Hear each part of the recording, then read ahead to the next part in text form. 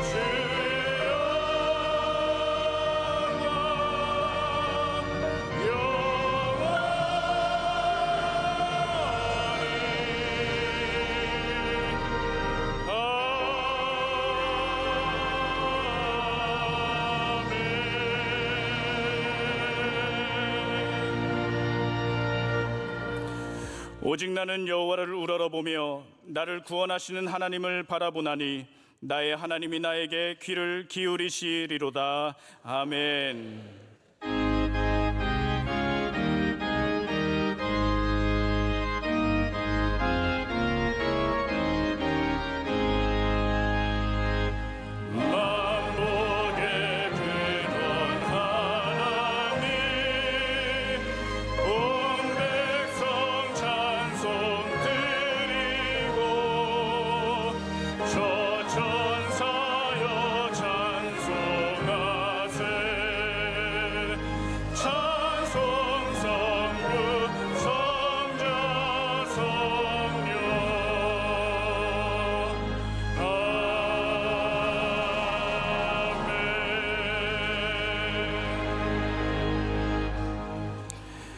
함께 하늘의 부르심을 받은 거룩한 형제들아,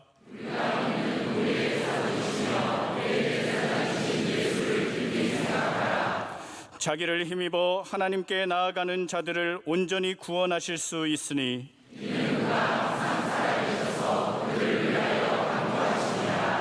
너희가 내 이름으로 아무것도 구하지 아니하였으나 구하라.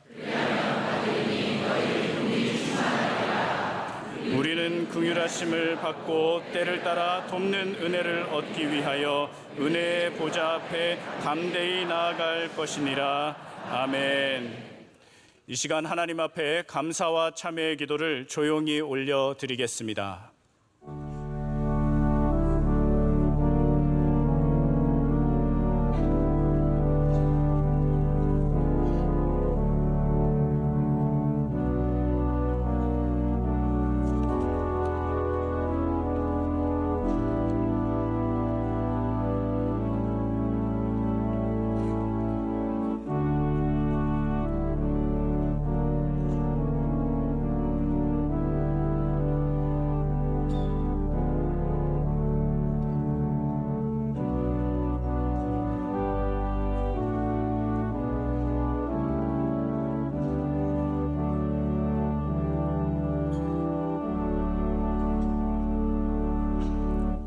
전능하사 천지를 만드신 하나님 아버지를 내가 믿사오며 그 외아들 우리 주 예수 그리스도를 믿사오니 이는 성령으로 잉태하사 동정녀 마리아에게 나시고 본디오 빌라도에게 고난을 받으사 십자가에 못 박혀 죽으시고 장사한 지 사흘 만에 죽은 자 가운데서 다시 살아나시며 하늘에 오르사 전능하신 하나님 우편에 앉아 계시다가 저리로서 산자와 죽은 자를 심판하러 오시리라.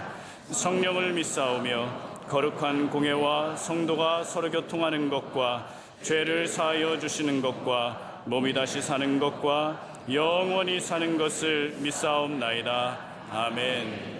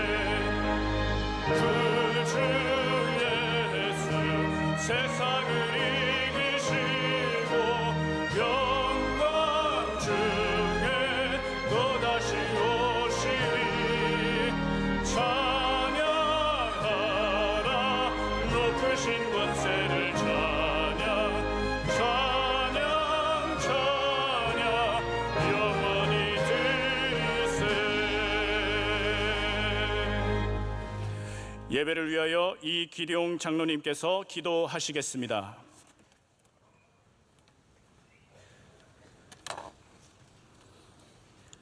날마다 우리의 삶을 주관하시고 인도하여 주시는 하나님, 오늘 거룩한 주일을 허락하사 귀한 성전에서 예배드리게 하여 주셔서 감사드립니다. 지난 한 주간도 추수감사절로 지키며 축복과 감사로 많은 은혜를 주셔서 감사드립니다. 그러나 우리는 세상 속에 살아가면서 헛된 욕심과 허물과 교만함으로 죄를 지으며 살아왔음을 주님 앞에 고백하오니 회개하오며 우리의 죄를 용서하여 주시고 깨끗게 하여 주시옵소서. 주님의 은혜로 대한민국을 선진국으로 부흥발전시켜 주시고 주님의 복음으로 이 땅에 믿음이 전하여져 주님을 사랑하는 나라와 민족이 되게 하여 주셔서 감사드립니다. 대통령과 위정자들에게 은혜를 주셔서 모든 국정 운영을 잘할 수 있도록 인도하여 주시옵소서. 44년 전에 주님의 귀한 뜻과 사랑으로 우리 명성교회를 세워주시고 날마다 새벽을 깨우며 은혜를 주셔서 감사드립니다. 우리 교회가 하나님의 영광을 위해 사명을 사랑하며 복음에 참여하는 교회가 되게 하시고 해외의 에티오피아 MCM, 필리핀 마닐라 아카데미, 캄보디아 선교센터와 국내 C채널과 아가페 소망교도소, 안동 성소병원, 정학관을 통하여 귀한 선교의 열매를 맺게 하여 주시옵소서. 새 시대와 미래를 향한 목회 사역을 위해 담임 목사님을 기름 부어 세워주셔서 감사드립니다. 주님이 맡겨주신 많은 목회 사역을 잘 감당할 수 있도록 세임과 능력을 주시고 또 사모님과 자녀들에게도 많은 은혜와 축복을 내려 주시옵소서. 일평생 헌신과 눈물의 기도로 교회를 이끌어 오신 원로 목사님 은혜와 건강을 주셔서 감사드립니다.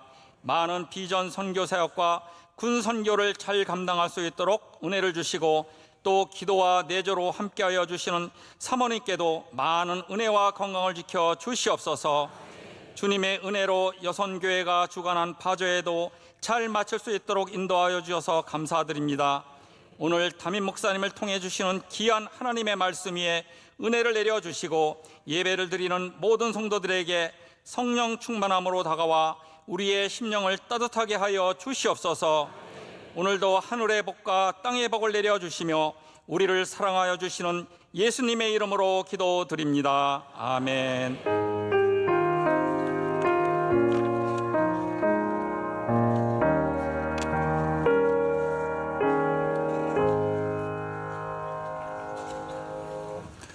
오늘 우리에게 주시는 하나님의 말씀은 신약 성경 요한복음 21장 7절로 13절 말씀입니다.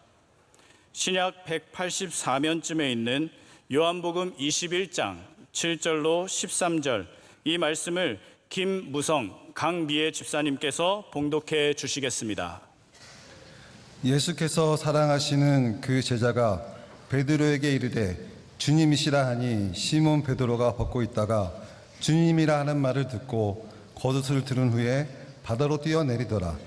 다른 제자들은 육지에서 거리가 불과 한 50칸쯤 되므로 작은 배를 타고 물고기 든 그물을 끌고 와서 육지에 올라와 보니 숯불이 있는데 그 위에 생선이 놓였고 떡도 있더라.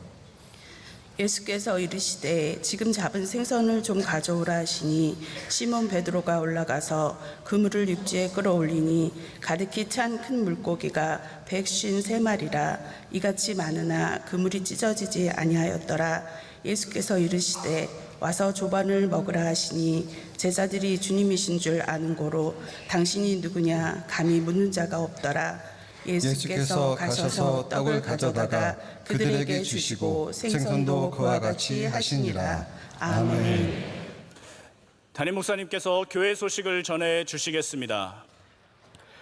네, 오늘 귀한 주님의 나라의 성전을 찾아오신 모든 성도 여러분들을 환영하고 축복합니다.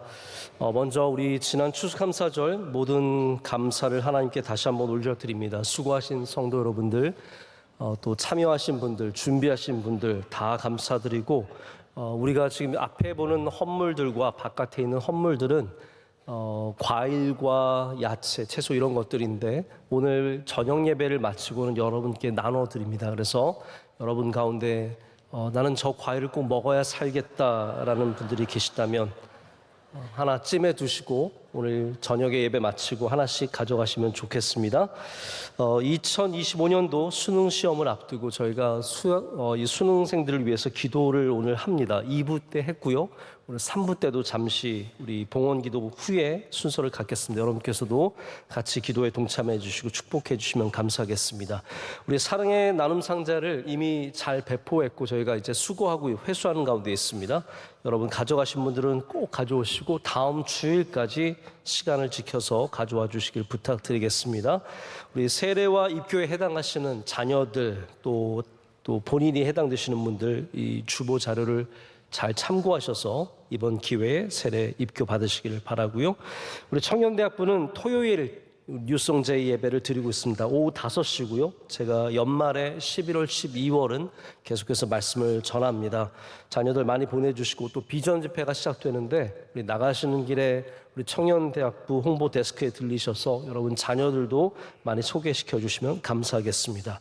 우리 결혼상담부에서 이제 좀 우리 교회 안에 많은 우리 결혼 대상자들 상대로 프로그램을 갖습니다. 그래서 상시 1:1 매칭 프로그램이라고 하는 듣도 보도 못한 거를 이제 하고 있습니다. 그래서 여러분 가운데 혹시 나는 시집장가를 가야겠는데 마땅한 사람이 없다? 그럼 여기 전화하시면 여러분을 매칭시켜 주신다는 거예요. 그래서 많이 이용해 주시기를 바라고요.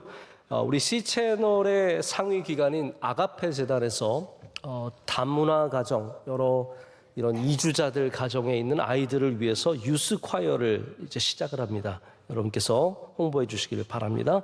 또 우리가 지난 추수감사절 때 베들레헴 성전에서 기도해 보니까 참 좋았습니다. 그래서 앞으로는 상시 오픈하도록 저희가 준비하고 있습니다. 그리고 지금 4층은 천장 마감재 공사로 인해서 닫고 있습니다. 여러분께서 앞으로도 한 달 정도 진행되는 공사 가운데 많이 양해해 주시기를 부탁드리겠습니다. 이제 찬양으로 영광 올려드리겠습니다. 기도 열심히 하는 찬양대입니다.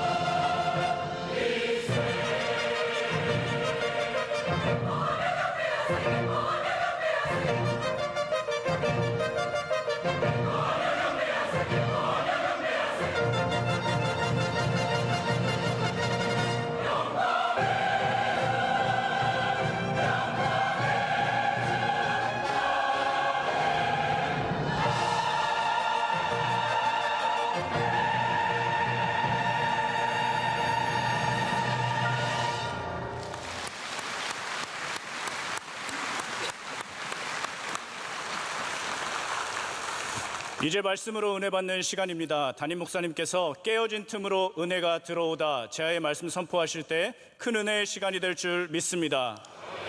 네, 찬양이 하나님께 큰 영광이 된 줄로 믿습니다. 제가 늘 찬양 들을 때 느끼는 거지만 여자들은 빨라지는 법이 별로 없습니다. 남자들은 조금씩 빨라지다가 그런 실수들이 나오게 되는데 저는 오늘 못 들은 걸로 하겠습니다. 너무 좋았고 큰 은혜가 되었고 다 감사합니다. 세계에서 가장 짧은 소설로 알려진 소설은 어니스트 해밍웨이가 쓴 이야기입니다. 6자 영어로 하면 6자밖에 안 되는 짧은 이야기입니다. 이렇게 되어 있습니다. For sale, baby shoes, never worn. 우리 한국말로 번역하면 판매합니다. 아기 신발, 신어본 적 없음. 이 짧은 이야기는 읽은 사람마다 다르게 읽을 수 있겠지만 우리 삶에 보편적으로 깔려있는 상처와 아픔 그리고 깨어짐을 다루고 있습니다. 우리 인생을 살아가면서 아픔과 상처를 겪지 않는 사람은 아무도 없습니다. 그리고 그 깨어짐 속에서 우리는 성장하고 발전하기도 하지만 그 깨어짐이 우리를 누르고 있을 때 우리는 그 상처 때문에 일어서지 못하고 거기에 머물러 있기도 합니다. 아마 우리들 가운데는 지금도 그 상처를 부둥켜 안고 예배 가운데 앉아 계신 분들도 있을 거라고 생각을 합니다. 저는 오늘 대신에 이 상처와 아픔과 깨어짐이 어떻게 우리가 예수님을 만나는 통로가 될 수 있는지를 좀 여러분과 함께 주신 말씀의 은혜를 갖고 나누어 보고자 합니다. 오늘 본문의 말씀도 깨어진 사람의 이야기죠. 여러분 이 사람을 아십니까? 이 사람은 한때 예수님을 따르던 모든 사람들 중에서 가장 예수님께 충성했던 사람입니다. 그러나 큰 깨어짐의 사건이 이 사람에게 나타나게 되죠. 한번 이 사람이 복음서에서 어떤 일을 행했었는지 우리 한번 잠깐 생각해 볼까요? 우선 예수님께서 한 번은 제자들에게 물으신 적이 있습니다. 가이사라 빌립보라는 지역에서 제자들에게 물어보셨는데 사람들이 나를 보고 뭐라고 하더냐 했더니 제자들이 말하기를 우리가 들었더니 사람들이 말하기를 엘리야라 예레미야나 선지자다라고 그렇게 전합니다. 그때 예수님께서 제자들에게 그러면 너희는 나를 뭐라고 생각하느냐라고 했을 때 바로 이 사람이 주는 그리스도시요 살아계신 하나님의 아들이시니이다 라고 고백했고 예수님께서 그것을 굉장히 기뻐하셔서 내가 너를 반석으로 세워서 그 위에 교회를 세울 것이다 라고 말씀하셨습니다. 자, 이 사람은 또 예수님께서 제자들을 한번 찾아오실 때 풍랑이는 바다에 물 위를 걸어오신 적이 있는데 그때 예수님을 보면서 저도 물 위를 걷게 하시옵소서 해서 물 위를 뛰어들었던 사람입니다. 실제로 물 위를 걷다가 술렁이는 큰 파도를 보고 두려운 마음이 생겨서 물에 빠졌고 다시 예수님께서 건져주신 그런 사람입니다. 얼마나 열정이 있습니까? 예수님께서 잡혀가실 때는 모든 제자들이 감히 덤벼들지 못했는데 베드로는 칼을 휘둘다가 말고라고 하는 사람의 귀를 잘랐던 그런 이력도 있습니다. 누구보다도 예수님 가까이 있었고 누구보다도 예수님 열정적으로 따랐던 사람입니다. 하지만 이 사람에게 예수님을 부인하는 일이 생길 줄 누가 알았습니까? 예수님께서 말씀하셨죠. 네가 다 굴기 전에 나를 3번 부인할 것이다. 여러분 베드로가 어떤 사람입니까? 이 사람이 어떤 사람입니까? 그 많고 많은 사람 중에 가장 상남자가 이 사람 아닙니까? 그런데 어린 하녀가 내가 당신 봤습니다. 저들과 함께 있는 거 봤습니다 했을 때 나는 결코 그런 적 없노라고. 당신 예수랑 아는 사람 아닙니까? 나는 그 사람 아니라고 딱 발을 떼고 3번 부인했고 그러자 닭이 울었습니다. 여러분 이 사람 아시죠? 베드로입니다. 베드로. 제자들은 예수님께서 십자가에 달려 죽으신 후에 어떤 일에선지 다 자기의 고향으로 돌아가게 되었습니다.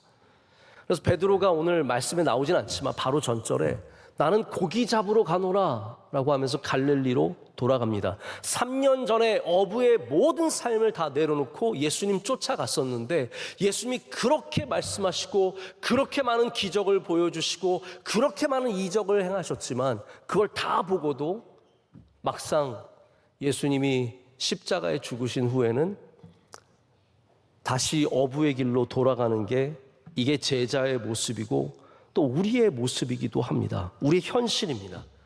우리는 다시 또 제자리로 돌아갑니다. 예수님 열심히 믿었지만 교회 좀 다녔지만 어려운 일이 생기고 아픈 일이 생기면 다시 옛날의 본성이 나타나고 예전의 모습들이 드러나고 예전의 언어가 다시 나오고 예전의 폭력성이 다시 드러나면서 예전에 술 마셨던 그 습관으로 다시 우리는 쉽게 돌아갑니다. 자, 그런데 예수님은 이런 베드로를 절대로 포기하지 않으셨습니다. 나를 버리고 떠나간 사람, 예수님께서 다시 그 사람을 찾아가셔서 오늘 말씀에 만나주시고 그의 빈 배를 채워주시고 그를 부르시고 그에게 네가 나를 사랑하느냐 물으십니다. 여기 갈릴리에서 그 일을 행하십니다. 오늘 우리가 꼭 기억하기를 원하는 것은 예수님께서는 상한 심령을 버리지 아니하시고 만나 주신다는 사실입니다. 주님은 베드로를 버리지 않으셨습니다. 베드로를 포기하지도 않으셨습니다. 베드로에게 그 억울한 감정을 갖지도 않으셨습니다. 고작 고기나 다시 잡겠다고 도망간 그 베드로를 찾아가셔서, 주님은 늘 우리를 찾아오시죠. 우리가 주님을 떠나고 우리가 주님을 버려도 주님은 우리를 찾아오시는 분이십니다. 참 끝까지 찾아오시는 분이십니다.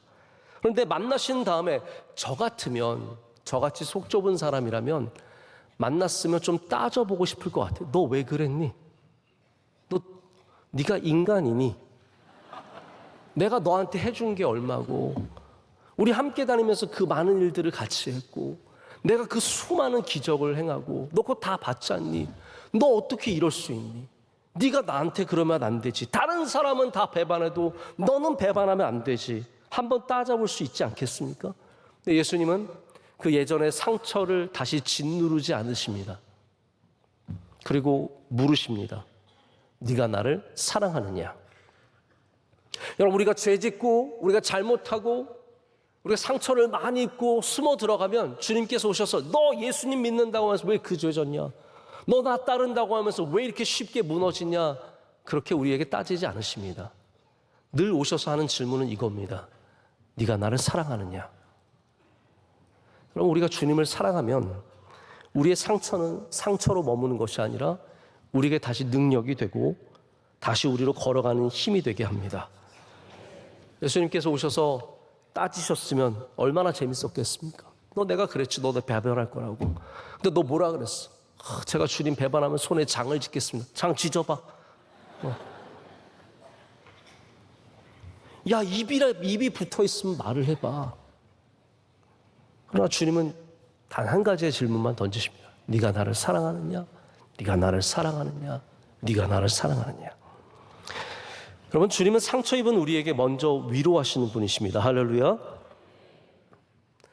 제가 이렇게 보면은 베드로가 어부였잖아요. 근데 여러분이 생각하기에 베드로가 고기를 잘 잡는 어부였을 것 같아요? 못 잡는 어부였을 것 같아요? 제가 보면 베드로가 맨날 물고기 못 잡아요. 물고기 못 잡다가 예수님 만난 거잖아요. 오늘도 물고기 못 잡다가 또 예수님 만난 거예요. 제가 볼 때 성경에 베드로가 물고기 잡는 장면이 2번 나오는데 2번 다 못 잡았어요. 그러면 어부로서 빵점인 거예요. 세상에 살다 보면 자기 직업과 어울리지 않는 분들이 있어요. 화가인데 그림을 못 그려요. 그런 분들 전시회 가면 굉장히 민망합니다. 이거 내가 어떻게 이걸 해석해야 되지? 근데 누가 봐도 이건 그림을 못 그린 거예요. 성악가인데 노래를 못해요. 제가 졸업 연주회를 한번 간 적이 있는데 대학생들 졸업 연주회니까 얼마나 기대감을 가져왔습니까? 정말 듣기 민망할 정도로 이런 정말 손이 오그라들 정도로 얘 어떡하지? 얘 부모님 마음은 어떨까? 막 정말 걱정이 될 정도로 못 부르는 사람들이 있습니다. 작가인데 무슨 말인지 모르게 글을 쓰는 사람이 있고, 목사가 30년을 설교했는데 설교만 하면 무슨 말인지 모르겠어요. 베드로가 그런 사람입니다. 제가 볼 때는 베드로는 고기를 잘 못 잡는 사람이에요. 여기 마치 데자부처럼 처음에 예수님이 베드로를 만난 그 장면과 거의 똑같습니다. 밤새도록 잡고, 오늘도 지금 조찬을 차려주시는 겁니다. 브렉퍼스트, 아침이에요. 밤새도록 못 잡았다는 거거든요. 처음에도 깊은 곳에 그물을 내리라고 해서 물고기를 잡았고, 나중에 오늘 말씀에는 오른편에 그물을 내리라고 해서 153마리를 잡게 됩니다. 베드로는 예수님 안 만났으면 망했을 존재입니다. 그런데도 내가 못하는 거지만 그 자리로 돌아가는 것이 우리의 본성이라는 거죠. 오늘 예수님께서 153마리의 물고기를 잡게 하셨기 때문에 이 이야기가 요한복음에 아주 의미 있게 담겨 있습니다. 제가 시간상 여러분께 이 153마리에 대해서 자세히 말씀을 드릴 수는 없습니다. 근데 우리나라에 이 모나미라고 하는 볼펜 혹시 여러분 아십니까? 이 모나미 볼펜이 생긴 지 벌써 오래됐습니다. 1962년도에 이 회장님이 정동제일감리교회 장로님이셨어요. 근데 이분이 세계 박람회에 갔다가 볼펜을 보고 깜짝 놀란 거예요. 우리도 좀 이걸 만들어야겠다라고 해서 한국으로 그 볼펜을 가져와서 만든 게 모나미인데 거기에 뭐라고 적혀 있어요? 153이라고 적혀 있어요. 이분께서 정말 하나님의 그 크신 축복이 자기 기업과 이거 쓰는 사람들에게 있기를 원하면서 153이라고 하는 숫자를 모나미 볼펜에 써놨습니다. 그래서 한국 사람들은 153을 알아요. 다만 153이 무슨 뜻인지는 잘 모릅니다. 신학자들은 여기에 대해서 의견이 굉장히 분분한데 제가 제일 좋아하는 해석은 제롬이라고 하는 초대 교부의 해석입니다. 이분은 뭐라고 말하냐면 153이라고 하는 숫자는 예수님 당시의 물고기의 종류의 숫자라는 거예요. 예수님 당시에 물고기의 종류를 153개 정도로 이해했기 때문에 사람들이 153마리라고 한다면 모든 물고기가 잡힌 것으로 해석하는 것이고 그것이 결국은 베드로가 해야 할 일이 무엇입니까? 인류를 예수 그리스도의 복음으로 구원하는 일인데 모든 민족과 모든 언어와 모든 사람들이 구원받기를 원하는 그런 말씀이라는 거죠. 자, 그런데 예수님께서 이 자기를 배반하고 떠난 그 상처를 부둥켜 안은 베드로에게 찾아오셔서 오늘 두 가지를 채워주십니다. 첫 번째가 무엇입니까? 빈 배를 채워주셨습니다. 밤새도록 잡았지만 아무것도 잡지 못한 그의 빈 배를 채워주십니다. 여러분, 우리가 상처 입으면 그리고 우리가 또 열심히 살아가면 어떻게 잘 되겠지라는 생각을 갖지만 그 상처는 우리의 모든 것을 다 빠져나가게 합니다. 상처의 틈들, 아픔의 틈들, 그 틈으로 나의 영혼이 빠져나가고 소망이 빠져나가고 눈물이 빠져나가죠. 다 빈 배가 됩니다. 우리 모두가 빈 것이 될 때 주님은 오셔서 그 빈 배를 채워주십니다. 그리고 또한 채워주시는 것이 있는데 그것이 바로 베드로의 빈 배였습니다. 밤새 일하고 배고픈 그의 빈 배를 또 예수님께서는 오늘 숯불에, 여러분 저는 생각만 해도 이거 너무 맛있을 것 같습니다. 예수님이 직접 구워주신 이분하게 골고루 익은 숯불에 구운 이 물고기를 떡과 함께 주시죠. 우리의 빈 배를 주님은 채워주십니다. 깨어짐은 우리의 모든 것들이 새어나가는 통로입니다. 그러나 동시에 예수님의 은혜가 들어오는 통로입니다. 깨어짐이 있을 때 주님은 그 문을 열고 우리 안으로 들어오셔서 우리의 빈 배를 채워주십니다. 그래서 여러분, 그 틈으로 눈물이 쏟아질지 몰라도 그 틈으로 은혜가 들어온다는 사실을 잊어서는 안 됩니다. 그것이 은혜의 본질입니다. 다윗이 얼마나 큰 죄를 지었습니까? 그리고 그 죄 때문에 너무 부끄럽고 괴로웠지만 다윗이 하나님께 예배하다 보니까 이 상한 심령이 하나님이 그를 만져주시는 통로임을 깨닫게 되었습니다. 내가 하나님 앞에 너무 깨어진 마음으로, 낮아진 마음으로 상한 심령을 갖고 나갔더니 주님께서 그것을 통해서 만나주시는 거예요. 그게 시편 51편의 찬양입니다. 이렇게 쓰고 있습니다. 주께서는 제사를 기뻐하지 아니하시나니 그렇지 아니하면 내가 드렸을 것이라. 주는 번제를 기뻐하지 아니하시나니이다. 하나님께서 구하시는 제사는 상한 심령이라. 하나님이여 상하고 통회하는 마음을 주께서 멸시하지 아니하시리이다. 아멘. 하나님께서 구하시는 제사가 broken heart, 깨어진 상한 심령이라는 겁니다. 여러분, 이 세상에서는 뭔가가 깨어지면 그거는 망가진 겁니다. 우리는 망가지는 것을 원치 않죠. 그래서 내가 흠이 생길 때, 나의 커리어에 상처가 입혀질 때, 우리 자녀에게 뭔가 부끄러운 일이 생길 때 우리는 이 상품이 망가져서 쓸모없는 것이 됐다고 생각해버리고 단정해버립니다. 아, 얘는 쓸 수 없어. 그래서 세상은 자꾸 우리를 흠내려고 합니다. 조금만 높아보십시오. 조금만 잘해보십시오. 다 여러분을 흠내려고 얼마나 노력하는지 모릅니다. 그래야 그 인생을 무너뜨릴 수 있기 때문입니다. 그러나 하나님은 반대입니다. 하나님은 상처난 인생을 사용하시는 분이시고 상처난 것들을 절대로 버리지 아니하시는 분이십니다. 오히려 우리의 깨어짐을 통해서 은혜를 베풀어 주시죠. 그래서 하나님 앞에 우리가 깨어진다는 것이 얼마나 중요한 일인지를 생각해 보셔야 합니다. 제가 어렸을 때 저희는 개척교회 목회자의 가정이었기 때문에 장난감이라는 게 없었습니다. 아무것도 없었습니다. 종종 뭐가 생기면 정말 그 장난감을 소중하게 여겼던 기억이 너무나 생생합니다. 변변한 칼도 총도 없이 그냥 놀았는데 초등학교 5학년 때 저희 아버지가 저에게 야구 글러브를 사주셨어요. 이거는 정말 혁명적인 일이었습니다.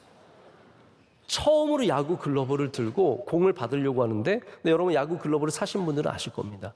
안 잡힙니다. 왜냐하면 글러브가 뻣뻣하죠. 그래서 제가 부자 친구들한테 물어봤어요. 너는 글러브 있냐? 있대. 너 어떻게 하냐 했더니 그걸 길들여야 된대요. 길을 들여야 공을 잡을 수 있다고 얘기해 주면서 너희 집에 바세린 있지? 그래서 우리 집은 로션도 없어. 그랬더니 바세린을 발라서 뭐 이렇게 구겨야 된대. 얘기를 들어보니까 이게 그냥 접으면은 완전 반쪽으로 접히고 손을 넣어서 접어야 이게 제대로 잘 접힌다는 거예요. 그래서 손을 넣고 앉아라. 늘 앉을 때마다 글러브에 손을 넣고 이렇게 앉아서 밥을 먹기도 하고 텔레비전을 보기도 하고 이거를 소중하게 다루는 거예요. 시간이 지나고 머리에 뭐 베고 자고 뭐 그러면서 시간이 지나니까 이게 점점 길이 들어서 나중에는 공이 쉽게 잡히는 글러브가 되었습니다. 저는 그때 제 마음으로는 정말 가보로 남겨주고 싶었는데 언제 어디로 사라졌는지 모르겠습니다. 프로 선수들이 글러브를 소중하게 여깁니다. 그들의 손에 길들여진 이 글러브들은 정말 조금만 힘써도 공을 쉽게 잡을 수 있는 아주 능숙한 도구가 됩니다. 여러분 이렇게 길들이는 과정을 영어로 뭐라고 하냐면요, break in이라고 합니다. break in. 깨어진다는 것이죠. 뭐가 깨어집니까? 글러브의 그 단단한 조직이, 그 뻣뻣했던 조직이, 움직이지 않던 그 뻣뻣함이 계속 누르고 깨는 동안에 이 조직들이 부드러워지는 겁니다. 그러다가 나중에 브레이킹을 잘하면 이 글러브는 훌륭한 선수의 손에 놓여서 어려운 공을 잡아내는 훌륭한 도구가 됩니다. 여러분 저는 이거 마찬가지라고 생각합니다. 우리 인생도 마찬가지입니다. 우리가 뻣뻣하고 우리의 내부가 뻣뻣해서 정말 단단하게 있으면 하나님께 쓰임받을 수 없습니다. 그러나 우리의 내적인 자만심과 교만함과 자랑과 지식과 경험 이런 모든 것들이 하나님 안에서 브레이크 인 되어서 깨어질 때 비로소 부드러운 존재가 되어서 은혜가 시작되는 것을 보게 됩니다. 자, 여러분 한번 여러분에게 이러한 질문을 해보세요. 나는 은혜가 필요한 사람인가? 그게 우리 그리스도인에게 굉장히 중요한 질문입니다. 우리 모두는 은혜가 필요한 사람입니다. 여기 오늘 수험생들이 앉아있는데 수험생들 정말 공부 열심히 했겠지만 은혜가 필요합니까? 은혜가 필요합니다. 여기 세상에 잘 나가시는 분들, 연예인들, 뭐 돈 많이 버시는 분들 은혜가 필요합니까? 은혜가 필요합니다. 사랑하는 부부가 우리는 사랑하니까 괜찮아요? 아니에요. 그 가정에도 하나님의 은혜가 필요한 겁니다. 찬양대가 연습을 열심히 해서 이 자리에 서면 됩니까? 아닙니다. 그것만으로 부족합니다. 은혜가 필요합니다. 모든 곳에 은혜가 필요합니다. 그래서 저는 똑똑한데 은혜를 사모하는 분들 보면 참 귀하게 느껴집니다. 아, 이분들이 진짜구나. 찐똑똑이구나. 여러분 똑똑하지만 은혜가 필요 없는 사람들이 있습니다. 돈이 많아서 은혜가 필요 없는 사람들이 있습니다. 재벌같이 잘 벌고 있지만 여전히 하나님의 은혜를 구하는 얼마나 귀한 믿음의 사람들이 있는지 모릅니다. 그분들이 진짜 부자입니다. 왜 그렇습니까? 내가 가진 것만으로, 내 능력만으로 절대로 되지 않는다는 거죠. 그렇게 낮아질 때, 겸손해질 때 하나님은 거기에 은혜가 필요한 줄 알고 그 틈을 통해서 우리에게 은혜를 부어주신다는 겁니다. 그래서 사람들은 질병을 통해서 깨어지고, 어떤 사람들은 자녀를 통해서 깨어지고, 어떤 사람들은 어려움을 통해서 깨어지는 과정을 다 지나가는 겁니다. 제가 지난번에 어떤 목사님들 모이는 개인적인 모임에 갔는데 전 경기도 지사였던 남경필 집사님이 그 자리에 오셨어요. 제가 새누리 명성교회 섬길 때도 저희 새벽 예배를 오셔서 한번 만난 적이 있는데 그때만 해도 정치인이셔서 정치적인 목적과 야망이 크신 분이셨습니다. 그런데 제가 이번에 만난 남경필 집사님은 너무 달라지셨어요. 얼굴이 더 좋아 보이시더라고요. 근데 여러분 아시죠? 남경필 전 지사는 2014년에 아들이 필로폰 복용으로 마약 사범으로 징역을 살게 되면서 많은 구설수에 오르내린 인물입니다. 그런데 그 아들이 여전히 마약을 했습니다. 나오고 나서도 이걸 뿌리치지 못하는 거예요. 그러다가 또 마약을 하는데 도저히 안 되겠으니까 이 아버지가 아들을 경찰에 신고했습니다. 그래서 작년에 다시 필로폰 복용으로 이 아들이 재판을 받게 되었고 지금은 치료받고 아마 징역형을 받았는지 안 받았는지 정확하게 모르겠는데 어떻게 찾아보니까 자세한 내용은 안 나오더라고요. 근데 남경필 집사님이 이 아들 때문에 완전히 깨어졌어요. 원래는 이분은 정치적인 야망을 위해 살았던 분인데 그걸 내려놓고 이 아들 때문에 지금 뭘 하시냐면 마약 퇴치 운동을 하고 있습니다. 교회를 다니면서 지역사회를 다니면서 이 마약이 얼마나 쉽게 우리 삶 가운데 들어오는지, 여기에 붙잡힌 인생들이 얼마나 비참하게 무너지는지 그걸 전하고 다니세요. 이분의 얘기를 들어보면 마약이 생각보다 쉽게 우리에게 접해지는데 강남이나 공부시키는 그런 곳에서 많은 부모님들이 자녀들에게 또 혹은 아이들이 부모님 몰래 잠 안 오는 약 먹고 머리 맑아지는 약 먹고 다이어트하는 사람들이 다이어트하는 약 먹으면서 약물에 의존성이 생긴다는 거예요. 약을 찾게 된다는 겁니다. 어려우면 약을 찾는 거예요. 이겨내는 게 아니라 약을 찾다 보면 그러다가 마약에 손을 대는 사람이 너무 많다는 거예요. 우리가 얼마나 마약을 쉽게 하는지 그런 것부터 파헤치기 시작하고 지금 마약에 심각한 중독 속에 있는 사람들을 우리가 잘 돌봐야 된다는 마약청 개설 운동까지 같이 열심히 하고 있습니다. 만약 이분이 깨어지지 않았다면 여전히 정치인으로 살아갔겠죠. 저는 어쩌면 하나님께서 이 일을 시키기 위해서 남경필 지사님을 지사로 세우셔서 그 일을 하게 하신 다음에 이러한 일들을 하고 있는 것이 아닌가 생각해 보기도 합니다. 여러분, 우리는 다 깨어짐을 통해서 새로운 일을 만나고 새롭게 도전하게 됩니다.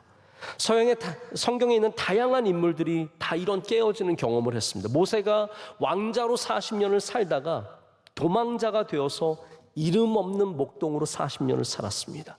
그가 깨어졌을 때 그의 채워짐이 시작이 되었습니다.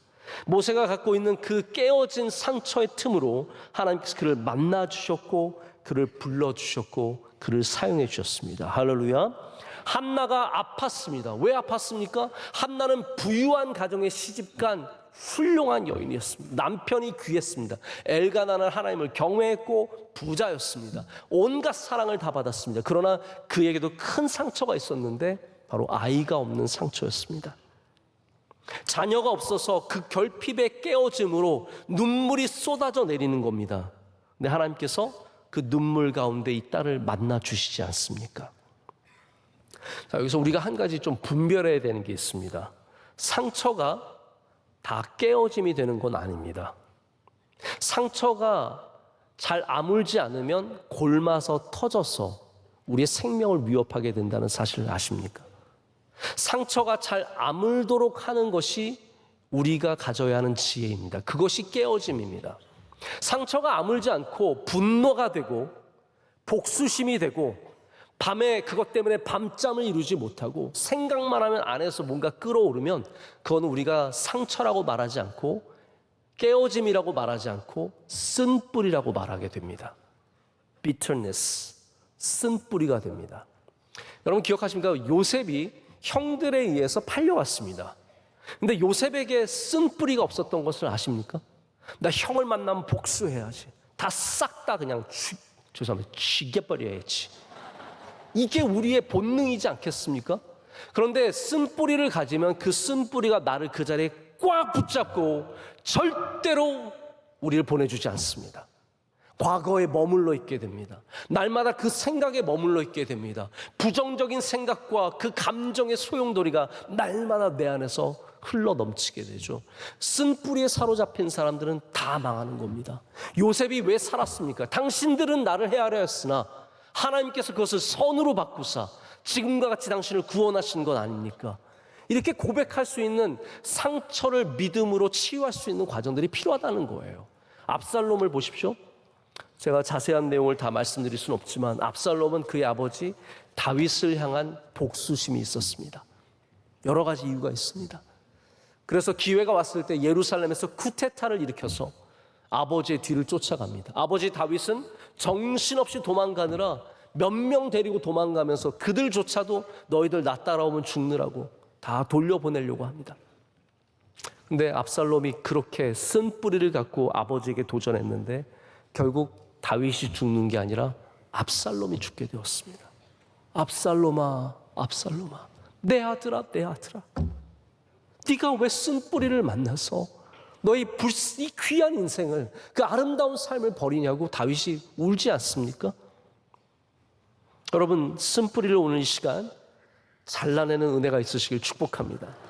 여러분의 상처와 깨어짐 속에서 나를 붙잡고 나를 더욱더 악하게, 더 부정적으로 몰고 가는 쓴뿌리를 우린 주님 안에서 잘라내야 합니다. 그러나 깨어짐은 다릅니다. 깨어짐은 남을 향한 복수심이 아니라 내 안을 들여보는 상처입니다. 내가 낮아지는 것이고, 내가 겸손해지는 것이고, 내가 주님 안에서 바른 곳을 바라보게 되는 시선을 갖게 되는 일입니다. 여러분, 여러분의 마음을 한번 돌아보십시오. 지금 그 마음은 씁쓸한 마음입니까? 아니면 깨어진 마음입니까?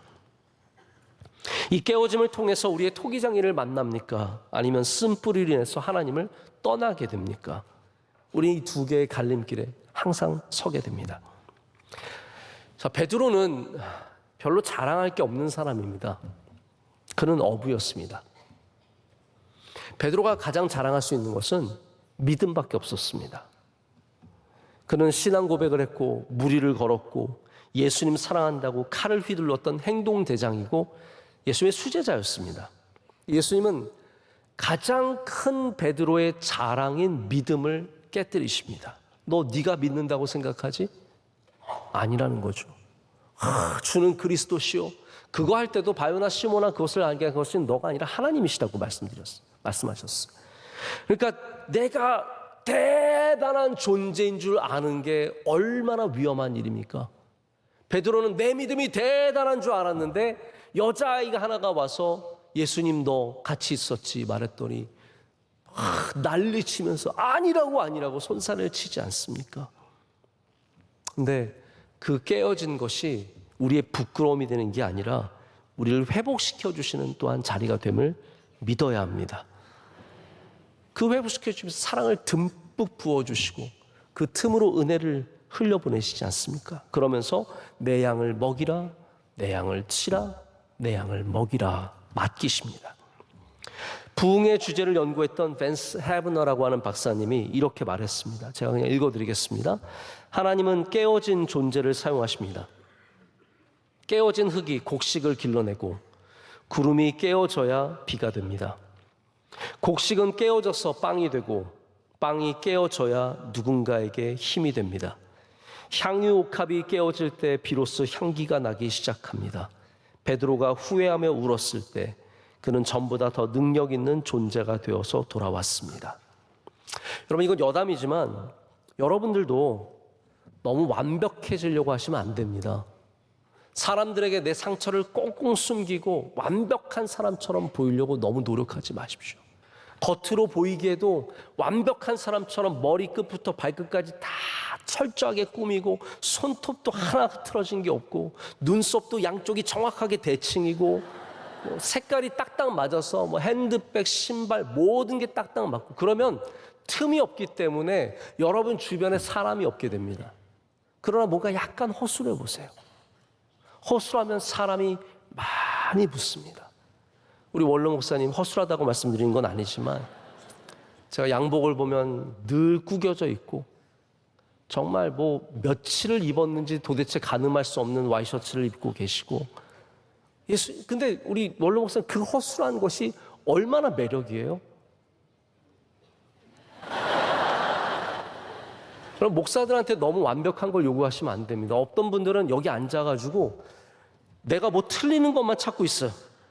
이 목사님 이번에 말 잘못하신 것 같아요. 성경 구절 잘못 인용하셨습니다. 뭐가 틀렸습니다. 저한테 예배 끝나고 문자 보내죠. 목사님 이거 틀렸으니까 고쳐주시면 고맙지? 라고. 여러분, 좀 하나가 빠져 있어요. 나사가 살짝 풀려 있어야 인간미가 있는 것이고 그 틈으로 은혜가 들어옵니다. 하나님 앞에서도 마찬가지입니다. 하나님 앞에서 우리의 상처를 다 내어드릴 때 주님께서 그곳을 통해서 우리를 만져주시고 은혜를 베풀어 주신다는 거죠. 자, 말씀을 맺습니다. 제가 가끔씩 참고하는 사이먼 사이넥이라고 하는 휴먼 컨설턴트, 사람을 이렇게 다루는 사람이 있습니다. 이분의 저서들도 재밌는 게 많은데 이분이 한 토크쇼에 와서 이런 얘기를 하더라고요. 자기가 아주 가까운 친구가 있는데 여자래요. 근데 이분이 어느 날 만났더니 한동안 아주 어려운 일이 많아서 고생을 많이 했다는 거예요. 그래서 이 사인에게 물었어요. 너는 왜 나한테 연락할 생각을 한 번도 안 했니? 내가 너 친구인데. 그랬더니 이분이 말하기를 내가 너에게 몇 번이나 연락을 했는데 네가 그걸 몰랐다는 거예요. 뭐라고 했냐고 물어보니까 이렇게 문자를 보냈대요. 한번 만날래? 영어로도 You wanna come over? 이거 하나예요. 근데 그분은 그게 도움을 요청하는 거였어. 그래서 여러분, 여자들의 언어를 제대로 이해하는 것은 굉장히 어려운 일입니다. 여러분이 여자의 언어를 완벽하게 이해하면 이미 천국이 가까이 온 것이나 마찬가지. 한번 만날래에 얼마나 다양한 의미가 들어있는지 모르는 거예요. 그래서 이 사인액이 안 되겠다. 너 앞으로도 이렇게 말하면 내가 알아들을 수 없으니까 혹시 내가 도와줄 일이 있으면, 내가 위로해 줄 일이 있으면 나한테 문자를 보냈는데 8분만 시간을 줄래? 이렇게 보내달라고. 근데 왜 8분인지 제가 이 이야기를 드리고 싶은 거예요. 이분이 많은 연구 자료를 통해서 알게 된 게 뭐냐 하면 어떤 누군가가 상처를 입어서 힘들어할 때 친구를 만나서 8분이면 그 상처가 회복이 된다는 통계가 있다는 거예요. 8분의 시간만 있으면 우리들의 마음이 정돈이 되고 그 슬픔과 아픔 속에서 일어날 수 있는 용기를 얻게 된다는 것이 이게 그냥 평균적으로 8분이라는 거예요. 제가 여러분께 드리고 싶은 말씀은 이겁니다. 친구를 8분 만나라는 게 아니라 여러분 아픔이 있습니까? 상처가 있습니까? 오늘 괴로운 일을 만나셨습니까? 8분만 예수님 만나보신 건 어떨까요? 여러분의 시간을 8분만 주님께 드려보시는 거 어떻겠습니까? 친구와 어려운 이야기를 나누고 나서 마음이 힘들 때 8분만 주님 앞에 가서 서보는 건 어떨까요? 부모님과의 관계가 어려울 때 8분만 주님 앞에 가서 서보는 건 어떨까요? 우리의 사업에 어려움이 있을 때 8분만 주님 앞에 가서 내 마음을 내려놓으시면 그 상처를 주님께서 만져주시고 그 틈 안으로 가득 우리의 빈 배를 채워주시는 은혜를 내려주셔서 우리로 다시 그 상처를 통해서 깨어짐을 통해서 앞으로 나가는 능력 주실 줄로 믿습니다. 자, 이 말씀을 드리고 말씀을 맺습니다. 레너드 코엔의 시의 일부분입니다. 모든 것에는 흠이 있다. 그래서 빛이 들어오는 것이다. 우리 함께 기도하겠습니다. 하나님 아버지, 흠이 많은 우리들을 주님 찾아와 주시고 만나 주시니 감사합니다. 우리의 상처를 통해서 모든 것을 쏟아내는 우리에게 오셔서 이 빈 배를 채워주시니 감사합니다. 깨어질 때마다 주님을 붙잡게 하시고 상처 입은 우리에게 오셔서 우리를 은혜로 채워주실 줄로 믿습니다. 예수님의 이름으로 기도드립니다. 아멘. 주신 말씀을 생각하며 찬송가 456장을 부르실 때 새가족 등록과 함께 정성껏 준비하신 예물을 봉헌하겠습니다.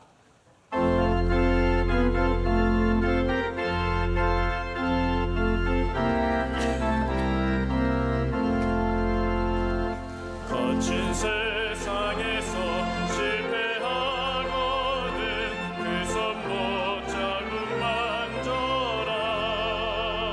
보낸 일 하나가 힘을 얻으니 그 손 못 자국 만져라.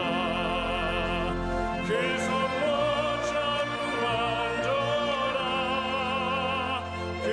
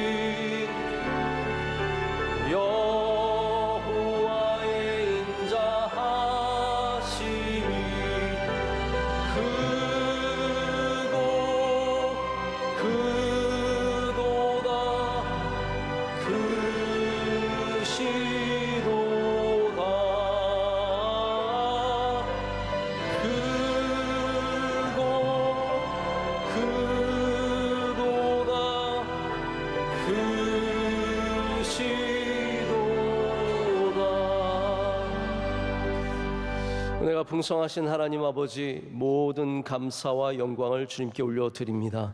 지난 추수감사절을 잘 보내게 해주셔서 감사합니다.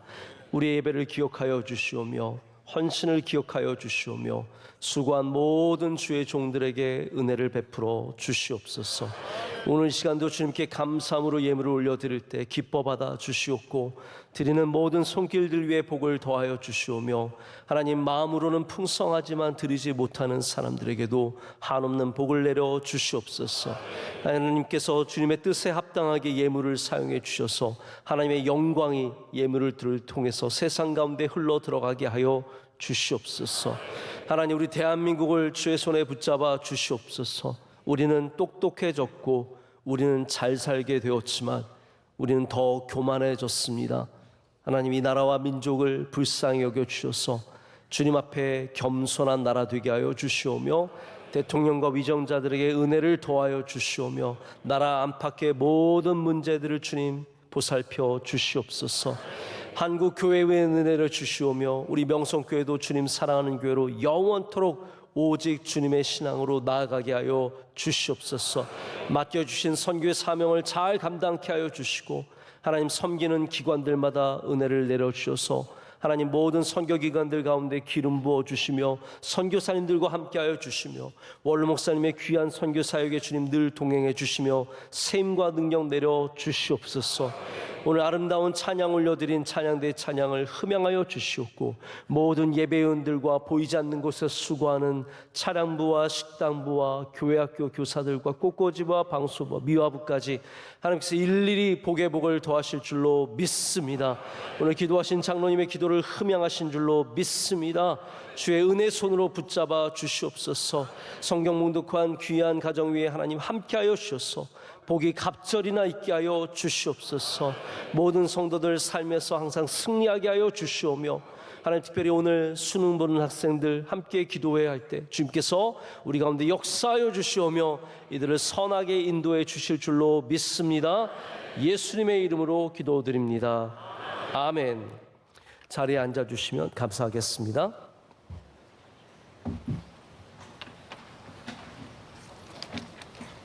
이 시간은 우리 수험생들을 축복하는 시간입니다. 올해도 우리 수능을 앞두고 있는 많은 수험생들 또 재수생들이 오늘 3부 예배에 참석하고 있습니다. 우리 부모님들과 함께 나오고 또 혼자 나온 학생들도 많을 텐데 우리 학생들 자리에서 잠깐 일어나 주시면 감사하겠습니다.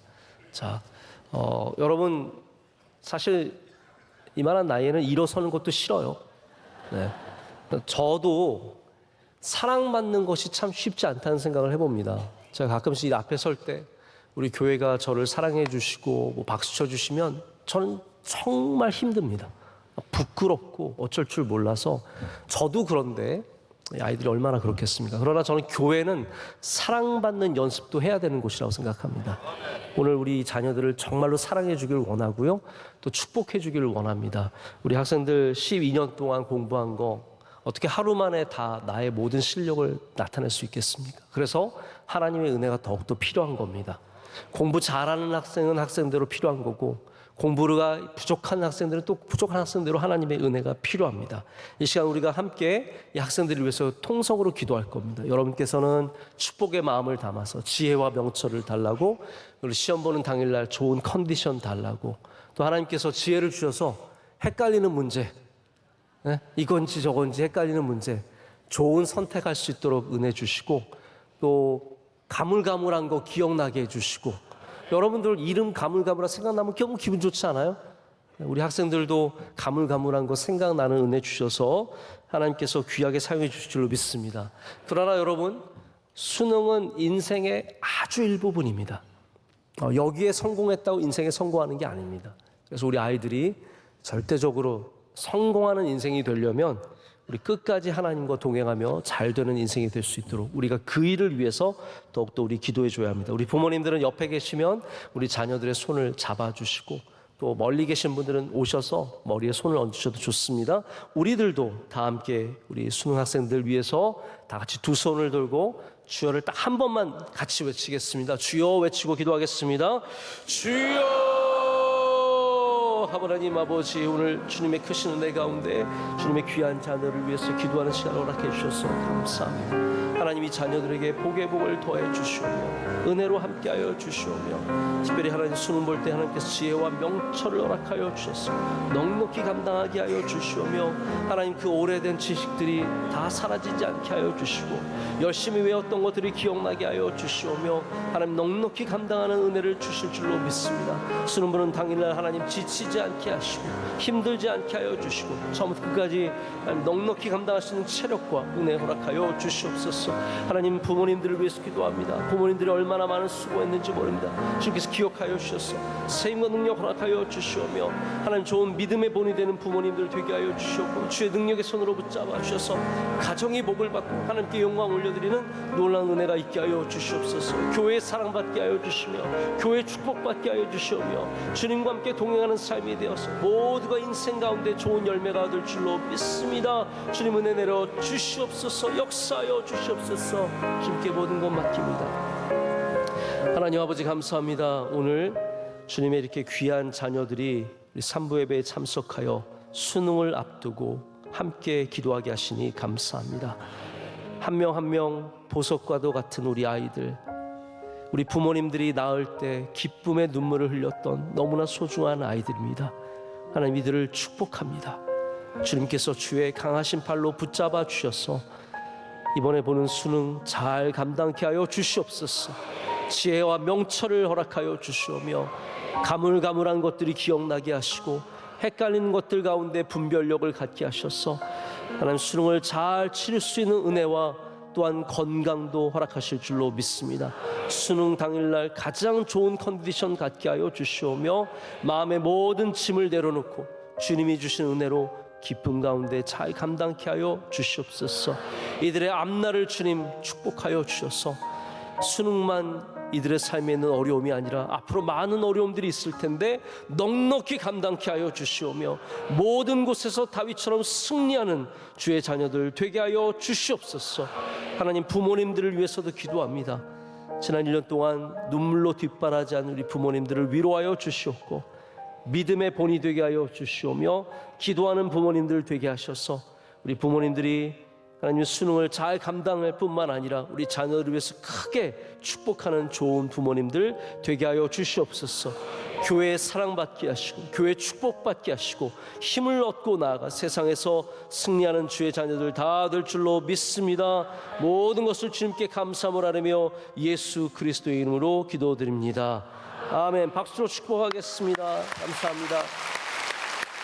감사합니다. 이제 다 자리에서 일어나 주시면 감사하겠습니다. 오늘 등록하신 분이 계십니다. 박수로 환영하겠습니다. 감사합니다.